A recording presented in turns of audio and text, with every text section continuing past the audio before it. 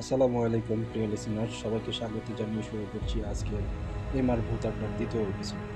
আশা করি সবাই ভালো আছেন, সুস্থ আছেন এবং সবাই সেই সালামতে আছে। আমাদের এমআর ভূত আড্ডায় থাকছে প্রতিবারের মতো এবারও দারুণ দারুণ সব ভৌতিক ঘটনা। তো আমাদের সঙ্গে আপনাদের ভৌতিক ঘটনাগুলো শেয়ার করতে আমাদের জিমেইল অ্যাড্রেসে আপনি আপনার ঘটনা টাইপ করে বা ভয়েস করে লিখে পাঠিয়ে দিতে পারেন। আমাদের ইমেল অ্যাড্রেস হচ্ছে mr.bhutadda@gmail.com। আপনার জানা প্রিয় সেরা ঘটনা লিখে বা ভয়েস রেকর্ড করে এখনই পাঠিয়ে দিন, যদি আপনারা চান আপনার ঘটনা আমরা আমাদের চ্যানেলে প্লে করে শোনাই।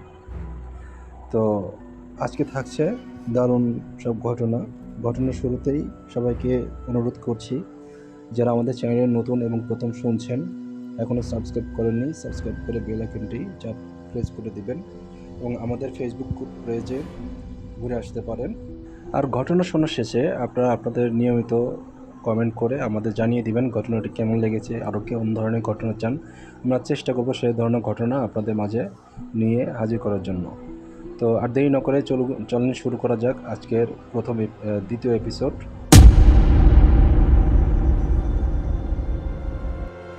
আজকে আমরা এক ইমেল পেয়েছি, যেটা আপনাদের মাঝে আমি যেমন আছে সেরকম করেই পড়ে শোনাচ্ছি। চলুন শুরু করা যাক। আসসালামু আলাইকুম ভাইয়া, আমি আমার নাম প্রকাশ করতে চাই না, আপনি চাইলে আমাকে রাহাত বলে ডাকতে পারেন। ঘটনাটা 2022 সালে আমাদের গ্রামের বাড়ি ফরিদপুরে। আমরা যখন সবাই গ্রামের বাড়িতে গিয়েছিলাম দাদুর মৃত্যুবার্ষিকীতে। আমাদের বাড়িটা অনেক পুরনো, প্রায় 100 বছরের মতো হবে। দাদু মারা যাওয়ার পর বাড়ির উত্তর পাশের ঘরটা সবসময় বন্ধ রাখা হতো, কারণ সেখানে রাতে অদ্ভুত সব শব্দ শোনা যেত। প্রথম 2 দিন সব ঠিকই ছিল। তৃতীয় দিন রাত প্রায় 2টার দিকে হঠাৎ আমার ঘুম ভেঙে যায়। মনে হচ্ছিল কেউ যেন খুব আস্তে করে আমার দরজায় নক করছে।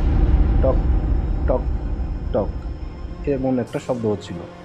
আমি ভেবেছিলাম হয়তো আমার ছোট চাচাতো ভাই মজা করছে। দরজা খুলে দেখি বাইরে কেউ নেই, কিন্তু করিডোরের শেষ মাথায় সে বন্ধ উত্তর ঘরের দরজাটা খোলা। ভাই, আমি নিশ্চিত ছিলাম ওই দরজা সবসময় তালা মারা থাকে। হঠাৎ ভেতর থেকে খুব ধীরে একটা শব্দ এলো। মনে হচ্ছিল কেউ ফিস ফিস করে ডাকছে, এই এই এই দিকে আয়। আমি জমে গিয়েছিলাম। গলা দিয়ে শব্দ বের হচ্ছিল। ঠিক তখনই দেখলাম দরজার ফাঁক দিয়ে একটা সাদা কাপড় পরা অবয়ব ধীরে ধীরে বের হচ্ছে। কিন্তু ভাইয়া, তার পা মাটিতে ছিল না, একটু উপরে ভাসছিল। আমি দৌড়ে নিজের ঘরে ঢুকে দরজা লাগিয়ে দিই। সারা রাত কোরআন শরীফে আয়াত পড়েছিলাম। সকালে সাহস করে উত্তর ঘরের সামনে যাই, দরজায় আবার তালা ঘুরছে। আমি ভেবেছিলাম হয়তো দুঃস্বপ্ন দেখেছি, কিন্তু ভাইয়া, দরজার সামনে মাটিতে তখনও ভেজা পায়ের ছাপ। আর সবচেয়ে ভয়ঙ্কর ব্যাপারটা হলো, সে পায়ের ছাপে মাত্র 3টা আঙুল ছিল। এরপর থেকে আমরা আর কখনো ওই ঘর খুলি নাই।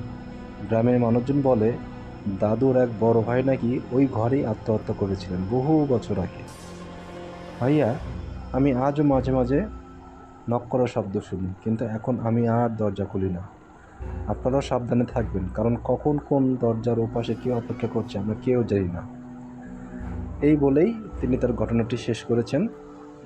এখনকার মতো এই ঘটনাটা শেষ হলো, আমরা চলে যাচ্ছি দ্বিতীয় ঘটনায়।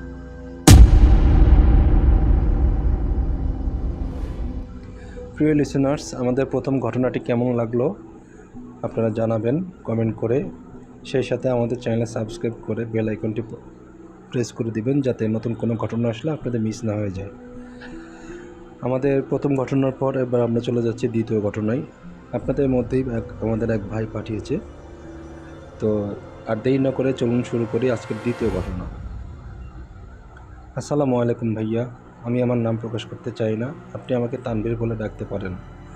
ঘটনাটা 2021 সালের কুমিল্লার আমাদের গ্রামের বাড়িতে। আমি ছোটোবেলা থেকেই জিন ভূতের গল্পে বিশ্বাস করতাম না, কিন্তু এই ঘটনার পর আমি বুঝেছি সব কিছু চোখে দেখা যায় না। ঘটনা শুরু হয় আমার ছোটো বোন মিমকে নিয়ে। মিম তখন ইন্টার ফার্স্ট ইয়ারে পড়ে। খুব হাসি খুশি বিয়ে, কিন্তু হঠাৎ করে সে বদলে যেতে থাকে। প্রথমে আমরা ভেবেছিলাম হয়তো মানসিক চাপ। সে একা একা বসে থাকতো, রাতে ছাদে গিয়ে আকাশের দিকে তাকিয়ে থাকতো ঘন্টার পর ঘন্টা। ডাকলে সাড়া দিত না। একদিন গভীর রাতে মা দেখেন মিম রান্নাঘরে দাঁড়িয়ে আছে, অন্ধকার ঘরে, সব লাইট বন্ধ। মা জিজ্ঞেস করলেন, কি করছিস? মিম খুব ধীরে মাথা ঘুরিয়ে তাকায়। তার চোখ দুটো স্বাভাবিক ছিল না, লালচে ফাঁকা ফাঁকা। সে খুব নিচু ভারী গলায় বলে, ওরা ডাকছে, ওরা ডাকছে। মা ভয়ে চিৎকার দেন, আমরা সবাই দৌড়ে যাই, কিন্তু তখন মিম নিজেতে অজ্ঞান হয়ে পড়ে। সেদিন থেকেই আসল ভয় শুরু। রাত হলেই মিমের আচরণ বদলে যেত। সে ছাদের কোণে দাঁড়িয়ে কারোর সাথে কথা বলতো, কিন্তু সেখানে কেউ থাকতো না। এক রাতে আমি লুকিয়ে ছাদে যাই, দূর থেকে দেখি মিম ফিসফিস করছে, আমি যাব না, আমাকে ছাড়ো, আমি যাব না। তারপর হঠাৎ সে চিৎকার দিয়ে ওঠে, তুই আমার, তুই কোথাও যেতে পারবি না। ভাইয়া, আমি শপথ করে বলছি, দ্বিতীয় কণ্ঠটা মিমের ছিল না, সেটা ছিল মোটা কর্কশ পুরুষ কণ্ঠ। আমি দৌড়ে নিচে নেমে যাই। একদিন দুপুরে বাড়িতে কেউ ছিল না, শুধু আমি আর মিম। আমি নিজের রুমে ছিলাম, হঠাৎ পাশের ঘর থেকে হাসির শব্দ আসে, ধীরে বিকৃত হাসি। আমি গিয়ে দেখি মিম আয়নার সামনে দাঁড়িয়ে, কিন্তু আয়নার তার প্রতিচ্ছবি হাসছে, অথচ সে নিজে কাঁদছে। সে কাঁদতে কাঁদতে বলছিল, ভাইয়া, আয়নায় ও দাঁড়িয়ে আছে, ও আমাকে দেখতে দেয় না। আমি আয়নায় তাকিয়ে কিছু দেখিনি, কিন্তু ঘরের ভিতর তাপমাত্রা হঠাৎ ঠান্ডা হয়ে যায়। আমার নিঃশ্বাস থেকে ধোঁয়া বের হচ্ছিল। কয়েকদিন পর মিমের শরীরে আঁচড়ের দাগ দেখা যায়, লম্বা গভীর নখের দাগ, কিন্তু সে নিজে কিছুই মনে করতে পারত না। রাতে তার হাত পা শক্ত হয়ে যেত, চারজন মিলে ধরেও রাখা যেত না। এক রাতে সে বিছানা থেকে সোজা উঠে বসে, তার মাথা অস্বাভাবিকভাবে কাঁপছিল। তারপর সে এমন ভাষায় কথা বলতে শুরু করে যেটা আমরা কেউ বুঝিনি। আমার চাচা বললেন, এটা আর সাধারণ কিছু না, এটা জিনের আছর। আমরা এলাকার এক পরিচিত রুকাইয়া করা হুজুরকে ডাকি, তিনি এসে ঘরে ঢুকে থেমে যান। তিনি বলেন, এই ঘরে শক্ত কিছু আছে। তিনি কোরআনের আয়াত পড়া শুরু করেন। মিম তখন স্বাভাবিক ছিল, কিন্তু আয়াত পড়া শুরু হতে সে কাঁপতে থাকে। হঠাৎ সে চোখ খুলে তাকায়, চোখের মণি প্রায় সাদা হয়ে গিয়েছিল। সে চিৎকার করে বলে, পড়বি না, ও আমার, পড়বি না। তার গলা পুরুষের মতো ভারী হয়ে যায়। হুজুর আয়াত পড়া জোরে শুরু করেন। ঘরের লাইট নিজে নিজে জ্বলে আর নেবে, জানালার কাজ কাঁপতে থাকে। মিম বিছানা থেকে প্রায় এক হাত উপরে ওঠে। ভাইয়া, আমি নিজের চোখে দেখেছি সে মাটিতে ছিল না। হুজুর জিজ্ঞেস করেন, কে তুই? মিমের মুখ দিয়ে উত্তর আসে, আমি আগেই ছিলাম এখানে, এই জমি আমার। আমরা তখন জানি আমাদের বাড়িতে পেছনের অংশে আগে ছিল এক পুরনো কবরস্থান। হুজুর বললেন, তুই আল্লাহর বান্দা হলে চলে যা। সে হেসে ওঠে, এমন হাসি আজও কেউ কানে বাজে। তারপর হঠাৎ মিম নিজের হাত দিয়ে নিজের গলা চিপে ধরে। আমরা এগোতে গেলে সে বলে, কাছেও আসবি না। তার কণ্ঠ এখন একসাথে দুটো শোনাচ্ছিল। প্রায় 1 ঘন্টা ধরে আয়াত দোয়া চলতে থাকে। হুজুর বারবার ফু দিচ্ছিলেন। হঠাৎ মিম জোরে চিৎকার দেয়, তার শরীর বাঁকিয়ে যায়, ঘরের বাতাস ভারী হয়ে যায়। আমার কানে তীব্র শো শো শব্দ হচ্ছিল। তারপর সে একদম নিস্তব্ধ হয়ে পড়ে। হুজুর বললেন, ও চলে গেছে, কিন্তু আবার আসতে পারে, সাবধানে যদি না থাকো। এরপর যা হলো, কয়েকদিন সব স্বাভাবিক ছিল। মিম ধীরে ধীরে সুস্থ হয়।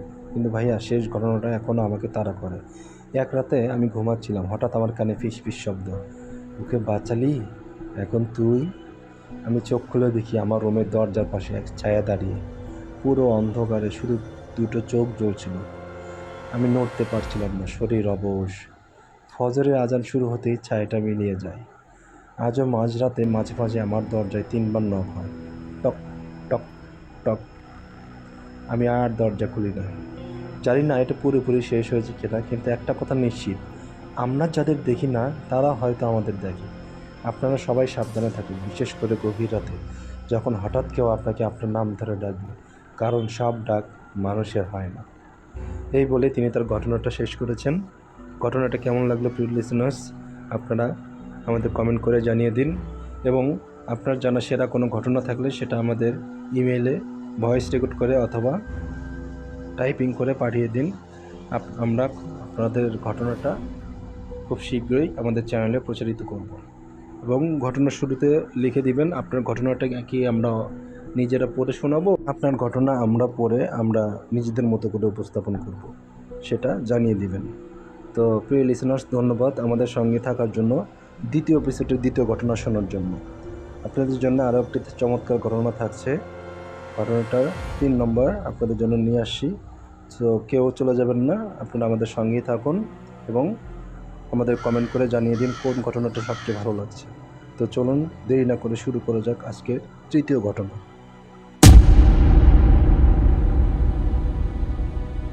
প্রিয় লিসনার্স, আমরা দ্বিতীয় ঘটনা শেষ করে আমরা চলে এসেছি পরবর্তী ঘটনায়। আশা করছি সবাই এনজয় করছেন। আর বলছি, এখনও যারা আমাদের চ্যানেলে সাবস্ক্রাইব করেনি, সাবস্ক্রাইব করে দিন। এখন যে ঘটনাটি শেয়ার করব, ঘটনাটি পাঠিয়েছে আপনাদেরই মধ্যে থেকে এক প্রিয় লিসনার্স। তিনি চেয়েছেন তার ঘটনাটা আমরা পড়ে শোনাই। তো চলুন দেরি না করে শুরু করা যাক। তিনি যেভাবে লিখেছেন আমি সেভাবেই পড়ে শোনাচ্ছি।